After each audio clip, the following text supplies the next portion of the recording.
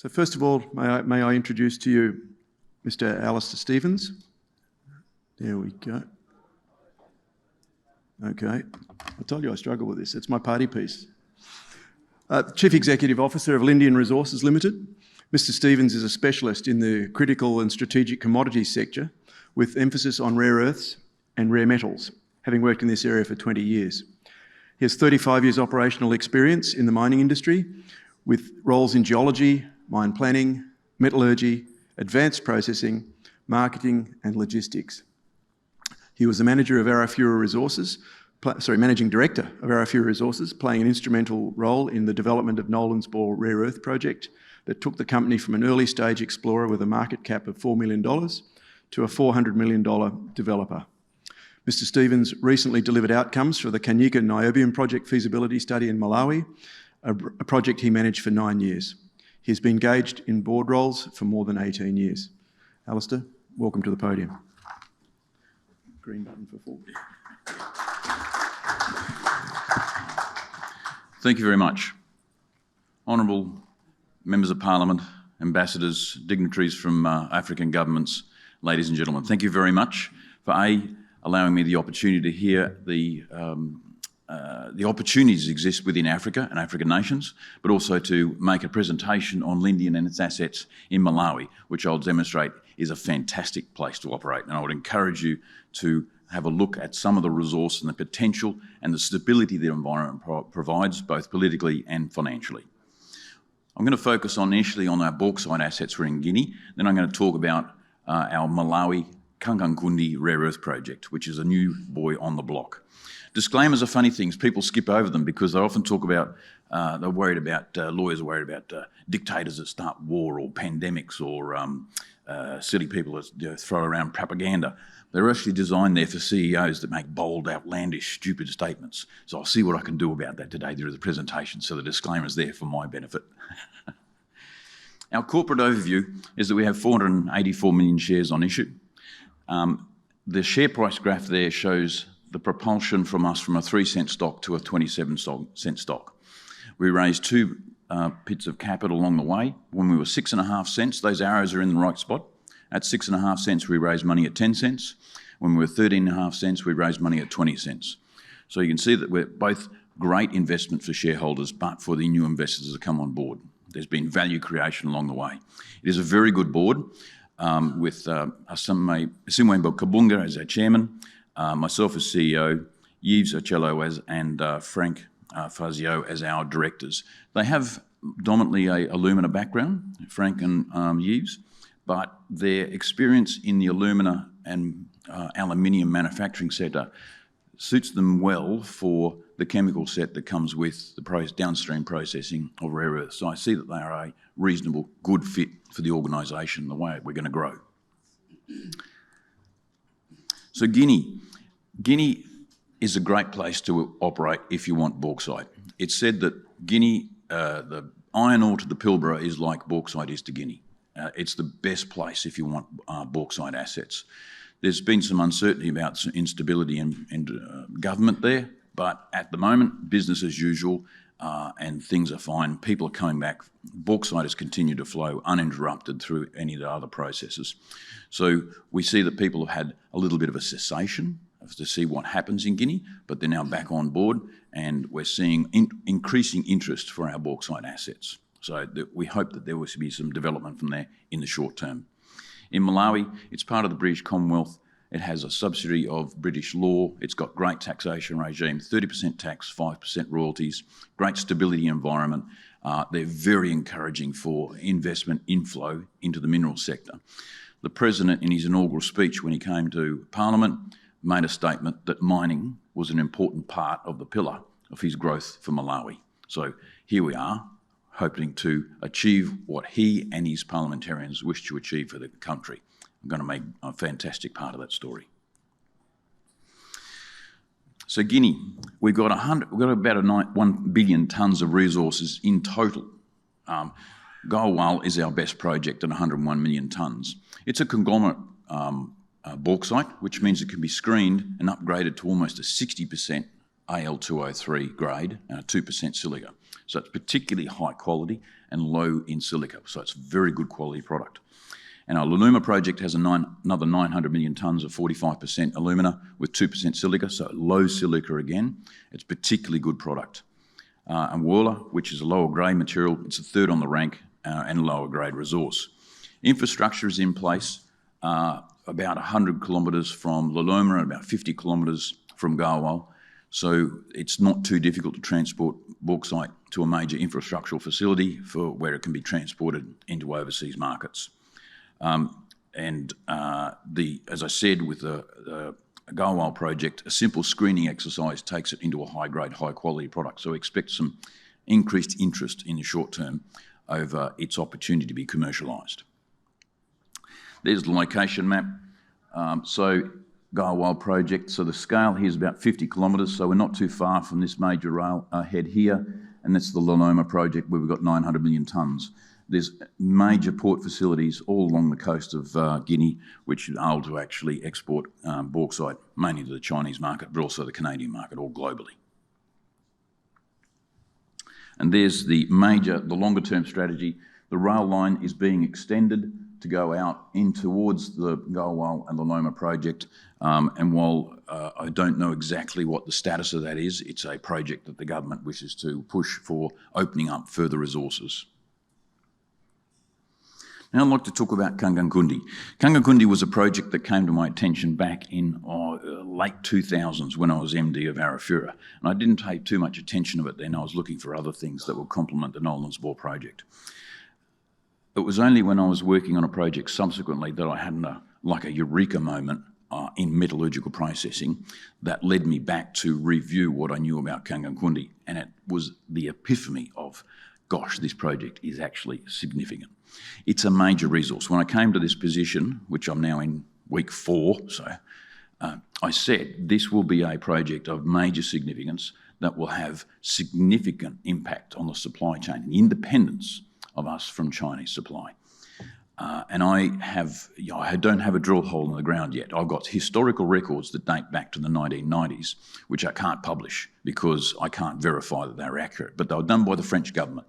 I do believe the results, and they are stunning. So I hope to, with community sanction, get a drill rig in there in October, and by about the end of the first quarter next year, come to market and prove to you just what a stunning project this is. I've locked up the rock that was on my desk because I'm so attached to it. It's so precious. So just in case anyone decided to aloof with it while I'm on my talk, while I'm having a beer. It is high grade. There's grades from 1.4 to 23.7%. I can see intersections on old data, which makes me quite confident of some averages that might be 6% or so. There's a disclaimer statement there already. It has well understood metallurgy. The French did some work, and with one crush and grind and one spiral, they got 60% recovery at a 60% head grade. No optimisation behind it. That's pretty stunning. For most rare earth projects, 40 to 50, 60% recovery is about the average. So 60% with just a gravity spiral circuit is a stunning result. So I've engaged a guy with engineering who I trust very well, is a smart guy. And I said, your target's 90%. That will be the first, is another disclaimer statement. That will be your first target, because that is a huge differentiator from every other rare earths project. Apart from the head grade, which I think is going to be very significant, apart from the tonnes, which I think are going to be significant, it's the recovery to concentrate. So, outstanding metallurgy. It's a monazite product, and it's really close to logistic infrastructure. I'll come back to logistics later on because there's a great plan around that. So I've just been to site, and this is a map of the carbonatite intrusive complex. There's a dark zone here, which is a iron manganese rich intrusive, and then which they call a high-grade zone. And then there's these darker green zones, which are a dolomite or a magnesium-rich intrusive. So some samples I've taken from there, or pictures, come from this point here. Out of interest, there was a processing plant placed here by the French, and they did a road that came around, and they did an adit, and the adit comes underground, underneath this part of the deposit just here. When we parked our car and had a look at the first outcrop we came to, which is here, we were quite stunned at the size of and nature of the mineralisation we saw. We went to the adit, didn't get very far in, it's full of bats. But then we went to the top of the hill to look at some of this mineralisation. To give you an idea, rare earth deposits generally measure their grain size in microns, up to millimetres. What we saw on the surface here, so that's, oh, I've done your trick, Roger, yeah. That's a 10 centimetre scale bar, that's a long wing S-wing hammer, and that is one crystal of monazite. It's about the size of my hand. It's like got a peach core to it, and it's got these huge radial pieces of monazite. And so the cross-section there is that each one of those monazite crystals is about the diameter of my finger. It is stunning. Someone said to me, oh, it's a pegmatite. And I said, no, it's a carbonatite. It's just a particularly coarse-grained carbonatite with high grade. It's stunning. It's quite exciting if you haven't detected my enthusiasm for it. And I haven't, oh, Roger. I haven't done any work on this at this point in time. I'm going back in a couple of weeks to see community. I'd like to go back and take some samples from here and just to see. It has a typical footprint of a carbonatite. So this here is an apatite zone. There's some niobium-rich zones to the north. This is a light rare earth zone going about 19% NdPr. They typically have a heavy rare earth zone as well, and maybe this is it. The other interesting feature here is this geology's map is that's just terminated. So there's something here that's missing. And if I go back to old Google Earth images, there is some artisanal workings down in through here, which I suspect would be the other side of that dark manganese, iron-rich carbonatite intrusive zone. And artisanal workers don't do it for exercise or Olympic Games. They do it because they're winning something out of the ground. It's a commercial transaction. So Lindan is purchasing a company called Rift Valley Resource Developments Limited, who own KANGANKUNDE 100%. It's a 100% transaction. We've made the first tranche payment, and there's subsequent tranche payments there as $7.5 million in 6 months, $10 million in another month, a year after that, and another $10 million on commencement of production, with the opportunity that we can pay out that transaction in total, if we wish. So tranche 2 gives us 33% equity, tranche 3, 66, tranche 4, 100% equity. So it's a purchase of Rift Valley and its assets. Great infrastructure. 4 kilometres to the west of KANGANKUNDE is the M1 highway with the high voltage power lines. 9 kilometres to the west is the mail and rail line that goes from Blantyre out to Port of Nacala. And 25 kilometres to the east is the Shire River. The Shire River is the only river that comes out of Lake Malawi. It has a flow rate of something like 500 cubic metres per second on average, which is just ginormous. The lake itself is 700 kilometres by 150 kilometres by about 700 metres deep, fresh water.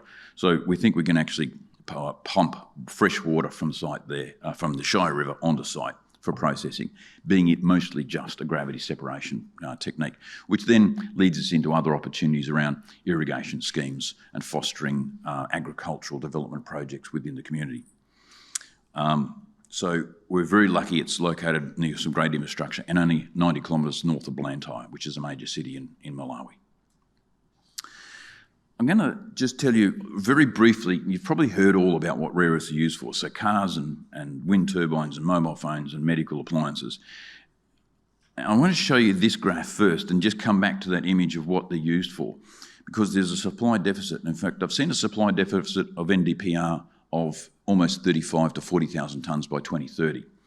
Someone said to me the other day, they're trying to build a 2,000 megawatt power station, solar photovoltaic power station, and they need batteries equivalent to 33,000 EVs. And they suspected the price of batteries to come down with the increase of supply and the lower cost of manufacturing. In fact, the batteries are going up in price. 33,000 EVs is equivalent to the battery needed for a 2 gigawatt power station. There's 6.5 million EVs built last year. And with the transition to many economies not wanting, combustion engines are being stopped, the conversion to EV is only going to maintain that rate or escalate. So it doesn't matter whether it's lithium or graphite or nickel or copper for the batteries, or rare earths where you need at least 1 kilo per EV, all those commodities are essential for the disruptive technology and disruptive economies that are being forced to transition to a non-combustion environment. So even if there was an outlandish production profile proposed from Kangankunde, we'd still be in a supply deficit, I suspect, with the rare earth market. So it's a huge growth market, all of these eco-minerals. So here we are with the plan going forward. So in this month, I'll be going back to Malawi to speak to the community. I've spoken to government officials and some community members about our development plans or our exploration plans for this last quarter before the wet season comes. I'm going back to reaffirm that with the District Commissioner at Balaka, a town just north of Kangankunde, with the hope that we can actually start with a topographic survey and so drill program in October. Around about 10,000 metres and 2,500 diamonds, something in that order, such that, and some larger bulk samples, so we can get metallurgical test work as well as some drill results and potentially a mineral resource statement within the second quarter of next year. When I come back from in April in the wet season, that would then logically flow into a follow-up drill program. Because the initial program will just look at that northern part of the ore deposit, hoping to get a mineral resource. We'll come back and do some work on that manganese, iron-rich carbonatite intrusive zone. So we've got an aggressive timeline for development. I hope to have a demonstration plant on site by the end of next year.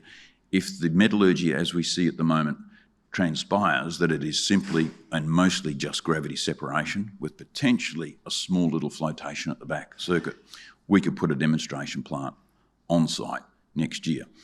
We are a mining licence, which is another important point in terms of tenure.